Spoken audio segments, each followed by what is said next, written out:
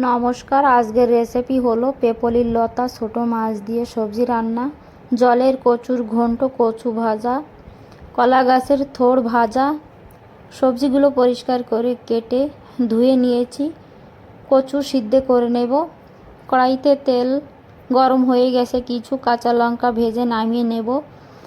মাছগুলাতে লবণ হলুদ লাগিয়ে নিয়েছি, একই তেলের উপরে ভেজে নেব। কচু সিদ্ধ হয়ে গেছে, একটা টকরিতে নামিয়ে নেব। মাছগুলা ভাজি হয়ে গেছে, একে কড়াইতে জল দিয়ে দিলাম। জলে উবাল এসে গেছে, লবণ হলুদ মাছ দিয়ে দিলাম।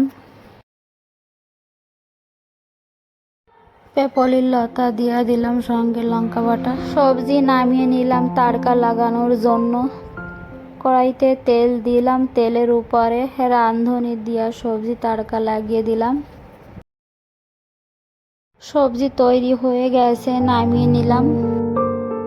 সিদ্ধ কচুর রস বের হয়ে গেছে, কড়াইতে তেল দিয়ে দিলাম। তেলের উপরে মাছ ভেজে নেব।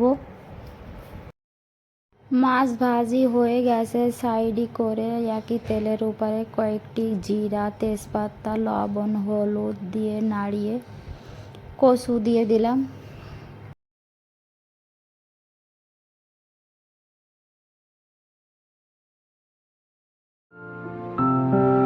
লঙ্কা বাটা দিয়া দিলাম, ভালো করে মিলিয়ে দেব।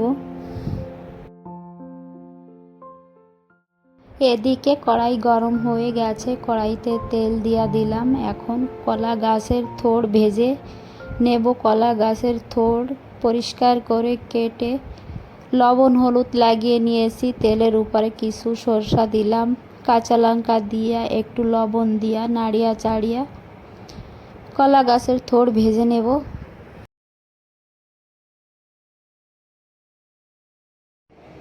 ভাজি ঢাকনা দিয়ে ঢাকা দিলাম। কচুর ঘন্ট তৈরি হয়ে গেছে, গোটা গরম মশলার গুঁড়া উপরে ছড়িয়ে দিলাম।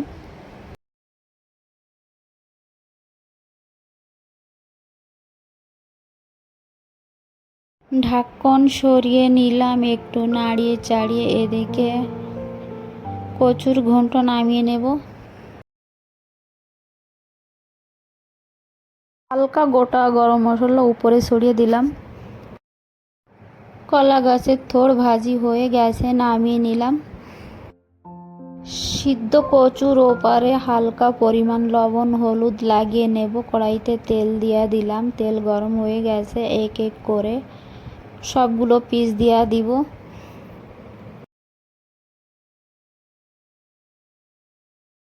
ঢাকনা দিয়া ঢেকে দিয়েছিলাম, ঢাকনা সরিয়ে নেব। কচু নরম হয়ে গেছে, তেলের উপরে দিলাম দুটি শুকনো লঙ্কা, তিনটা কাঁচা লঙ্কা। কচু নামিয়ে নেব। রেসিপি তৈরি হয়ে গেছে। ভাতের সঙ্গে থালি তৈরি খাওয়ার জন্যে।